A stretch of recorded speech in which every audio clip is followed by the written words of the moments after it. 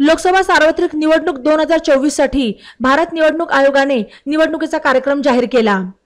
लोकसभा निवडणूक जाहीर होताच निवडणूक विषयक आदर्श आचारसंहिता लागू झाली। पुढे 6 जून पर्यंत आदर्श आचारसंहिता लागू असणार आहे। तर निवडणुकी संबंधित सर्व यंत्रणेने आदर्श आचारसंहितेची प्रभावी आणि काटेकोरपणे अंमलबजावणी करावी असे निर्देश जिल्हाधिकारी सिद्धाराम सालीमठ यांनी दिले। आदर्श आचारसंहिता अंमलबजावणी पूर्वतयारीबाबत जिल्हाधिकारी कार्यालयातील नेहरू सभागृहात बैठक घेण्यात आली। यावेळी ते बोलत होते।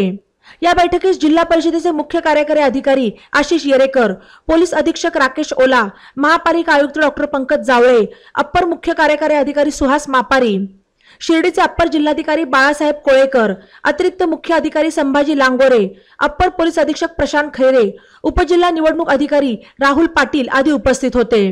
यावेळी जिल्हा पोलीस अधीक्षक राकेश ओला यांनी आचारसंहिता काळात जिल्ह्यातील सर्व पोलीस अधिकाऱ्यांनी तत्पर राहून काम करावे असे सांगितले। यावेळी आदर्श आचारसंहिता आणि तिची अंमलबजावणी संदर्भातील सर्व बाबींच्या माहितीचे सादरीकरण उपजिल्हाधिकारी शाहू मोरे यांनी केले।